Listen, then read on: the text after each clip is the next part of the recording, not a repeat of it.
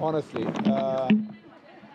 If I should start that way, it's very unfair for us because, you know, this has never happened to us in the last 6 years that I've been in Parliament.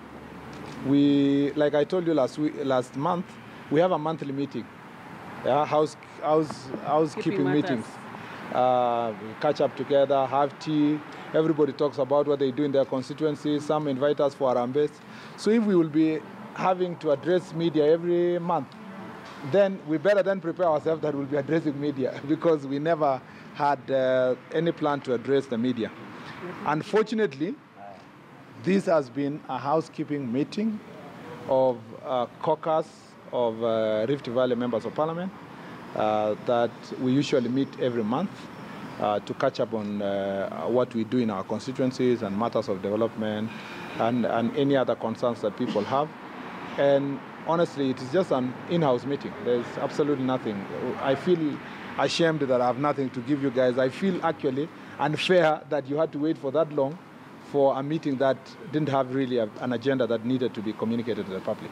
Mao was never a question in this meeting. No, well, Mao was in terms of people were asking Murkomen and Nelson and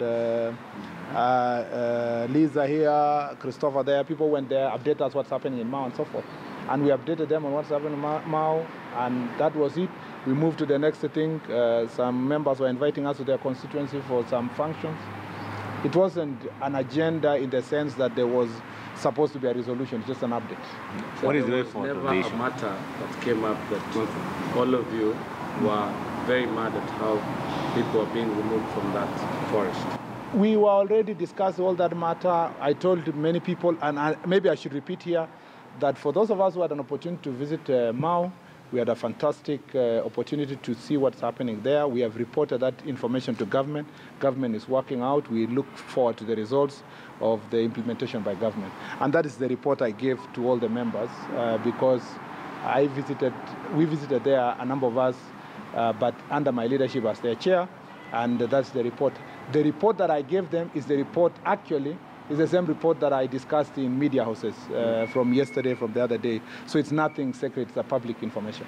Yeah. Yourself, you've been under fire regarding your sentiments about the Maya issue as well as the issue about Jubilee. I don't know, is it part of what came up in the meeting? No, it didn't come in the meeting. And by the way, I am only under fire to the extent that people wanted to know what is all this that Murkomen was discussing. And I've explained myself. And for avoidance of doubt, Mao is not about Murkomen. It's about conserving the environment and ensuring that those people who are living around there are taken care of, to ensure that our children, 4,000 of them, go to school, to ensure that the 10 schools are opened. That's it.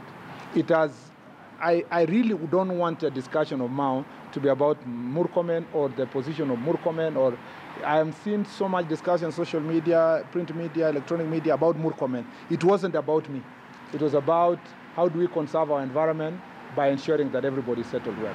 Some people are accusing you of contradicting the president and the deputy president regarding the Mao issue. It's expected in politics for people to accuse others. And I don't take it seriously because those who are doing so are doing it without getting the knowledge about the issues. And as I said, I do not want Murkomen to be a subject of discussion. I want the plight of the people who live there to be discussed and how to conserve environment to be discussed. Those are very weighty, important issues than to discuss an individual. I am not too important to be a subject of national discussion. I want the concerns of conserving Mao to be the subject of national discussion. Was it